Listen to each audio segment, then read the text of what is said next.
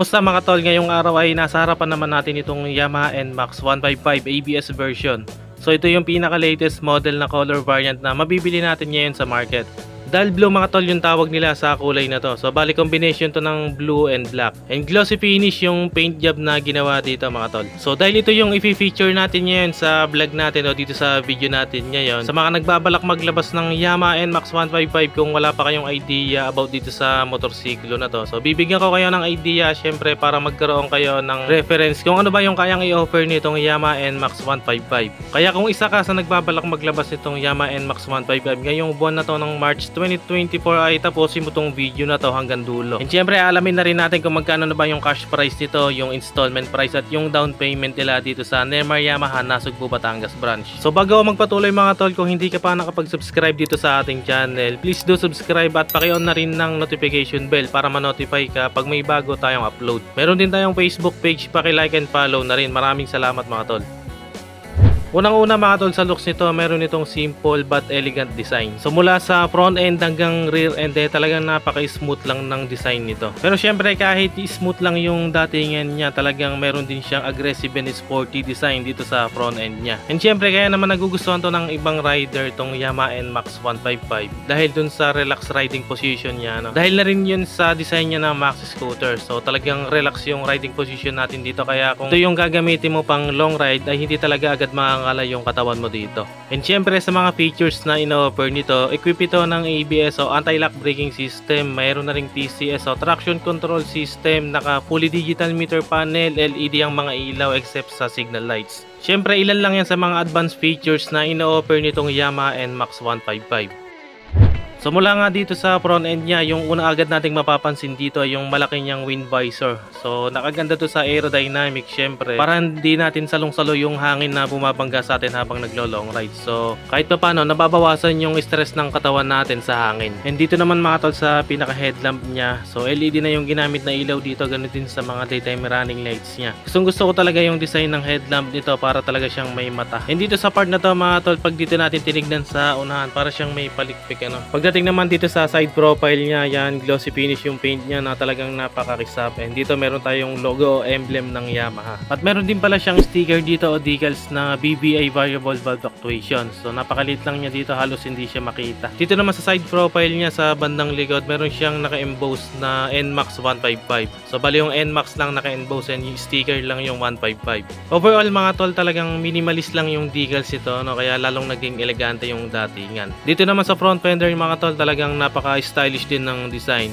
So bali glossy rin yung finish na ginawa dito, then meron siyang emblem o yung decals dito na ABS. And sa front suspension, syempre naka-telescopic fork. And sa mags, ganun pa rin naman yung design katulad lang din sa previous models. Pagdating naman dito sa brakes mga tol, naka-disc brake tayo dito with single piston caliper, and yun nga equip ito ng ABS o anti-lock braking system. Sa gulong naman may sukat itong 110/70 rim 13, and syempre naka-tubeless na rin. Dito naman sa taillight niya, naka-LED na yung ilaw dito except sa signal lights. Ang maganda rito, integrated yung design ano. So meron pa siyang reflector dito for added visibility, and meron din siyang ilaw para sa plaka.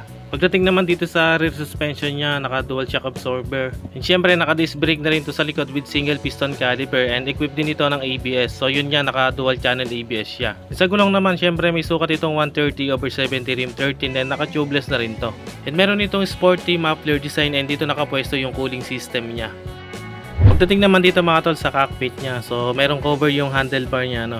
Then meron siyang decals dito o emblem ng Blue Core. Dito naman sa mismong meter panel mga tol, napaka premium din ng design niya, naka fully digital meter panel. Siyempre dito natin makikita yung informasyon ng motorsiklo like speedometer, odometer, fuel gauge, and siyempre meron din itong mga light indicators. Dito naman sa mga switch sa handlebar mga tol, nandito yung stop and start system switch, meron siyang hazard light switch at yung electric push start. Dito naman sa kaliwaan, dito yung high and low beam, turn signals at yung busina. Then dito sa part na to, andito yung control natin dun sa meter panel. Pagdating naman dito, meron tayong utility box dito, meron siyang cover. So pag binuksan natin yan, syempre kasya dyan yung cellphone natin. So medyo malalim din yan eh. Syempre meron din dito sa kabila pero wala siyang cover. So andito yung socket o yung power socket natin ano. So power socket siya mga tol, kailangan pa nating bumili ng USB outlet para magamit nating pang charge sa mga mobile gadget natin. Syempre dito sa susian niya, nakakilis na tayo dito, and sa tabi nito o sa babang part nito, meron tayo ditong button para sa fuel cap at seat opener. So talagang napaka-convenient yan dahil pipindutin lang natin, mag-open na yung upuan or yung fuel refiller natin o yung fuel cap. Speaking of fuel mga tol, dito nakapwesto yung fuel tank natin, kaya talagang napaka-convenient din pag nagpagas tayo. Hindi na natin kailangan bumaba ng motor. Pagdating naman dito sa upuan niya, naka-step seat design siya. So, simple lang din yung design niya. Wala namang special dito sa upuan, So, ang nagustuhan ko lang, malambot yung cushion na ginamit and maganda rin naman yung cover na ginamit, makapit din. Dito naman mga tol sa pillion grab bar, malapad siya. Okay din naman yung design and matte finish yung paint niya. And pag binuksan natin tong upuan, syempre meron siyang napakalaking luggage dito, o storage capacity. So may sukat itong 23.3 liters. Ang maganda rito mga tol, kasyang-kasya dito yung helmet mo and makakapaglagay ka pa ng ibang gamit mo dito, And yung battery natin dito siya nakapwesto. Pagdating dito sa pillion footrest niya, hindi siya ganun kalapad, pero ali yung ginamit. At pagdating naman sa tapakan mismo ng rider mga tol, talagang napaka-comfort niyan pag ginamit natin kasi pwede nating ibahin yung pwesto ng mga paa natin. Pwede nating itapak dito at kung mangalay man tayo, pwede nating iunat yung mga paa natin dito.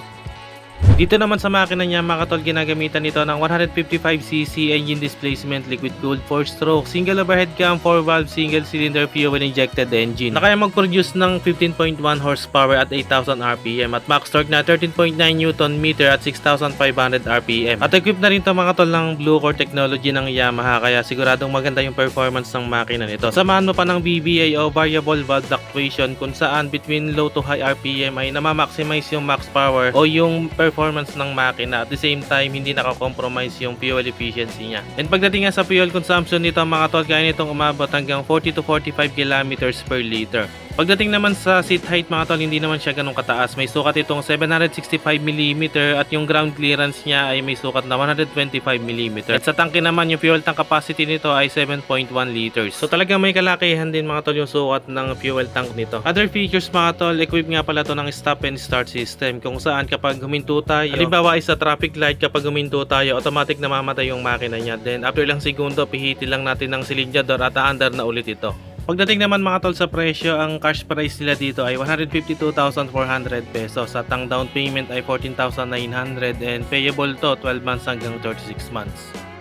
So yun mga tol, ang update natin para dito sa Yamaha NMAX 155. Kaya sa mga nagbabalak maglabas dyan ng NMAX 155, sana ay nakatulong sa inyo itong video na to at sana ay nagustuhan nyo. So dito nga pala ito mga tol sa Neymar Yamaha Nasugbu branch, kaya sa mga malapit dito ay pwede nyo itong puntahan dito para masilip nyo din.